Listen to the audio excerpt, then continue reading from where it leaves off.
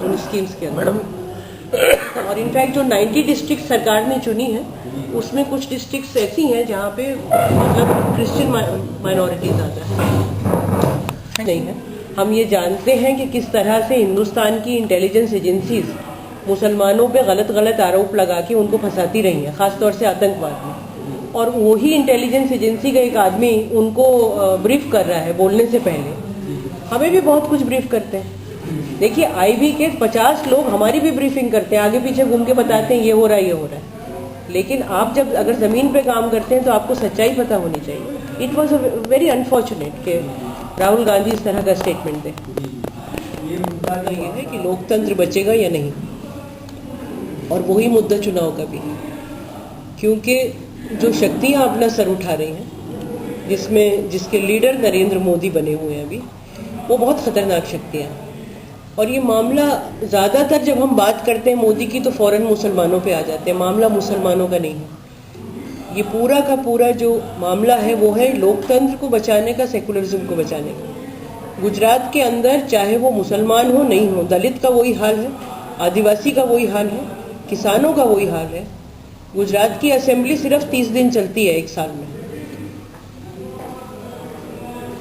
तो जो पिक्चर बाहर दिखाई जा रही है वो असल में नहीं है। और मोदी एक डिक्टेटर है, पूरा तानाशाह जिसे कहते हैं।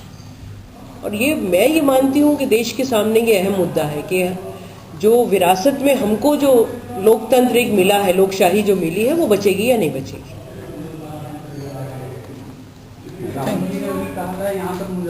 ये मैं इसका हिस्सा नहीं हूँ, मुझे बुलाया गया था, लेकिन जाहिर है ये अल्पसंख्यकों के लिए है। और जो अगर हम गवर्नमेंट की स्कीम्स की बात कर रहे हैं तो उसमें सब इंक्लूडेड है।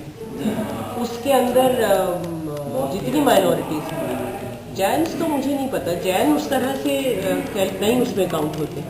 एक्चुअली वो सोशियो इकोनॉमिक कंडीशंस देखिए। पॉलिसी के आधार पर ऑल्टरनेटिव लोगों के सामने पेश करते हुए बने, ये हमारी कोशिश है मैं कह रहा हूँ। राहुल गांधी ने मुजफ्फरनगर के दंगे में ये बताया कि कुछ मुस्लिम नवयुवक जो हैं उनसे आके मिले हैं, और पुरानी बात है। बड़ी तो नहीं, आपका क्या मतलब इसमें रखते हैं आप? बिल्कुल गलत बात कही है राहुल ने। मैं समझता हूँ कि बिला वजह उसने मुस्लिम यूथ को ISI के साथ जोड़ दिया है। सच्चर कमेटी की सिफारिशात पे अमल कराने के लिए यहाँ पर मोर्चे बनाने की बात हो रही है, तो उसमें आप कहाँ तक मतलब मानते हैं कि सक्सेस रहेगा कि नहीं? मुझे लगता है कि चुनाव के पहले स्टेट्स के हद तक स्टेट स्पेसिफिक समझौते हो सकते हैं। एक आम ऑल इंडिया समझौता बड़ा मुश्किल है। राहुल गांधी चुनाव के बाद, रिजल्ट्स आने के बाद, मेरा तो अनुमान है कि न UPA और न NDA सरकार बना सकेगी। उस हालत में एक वैक्यूम तो नहीं होगा, उसमें कोशिश करनी चाहिए एक नया कोएलिशन, एक नया कॉम्बिनेशन, किसी प्रोग्राम के आधार पर किसी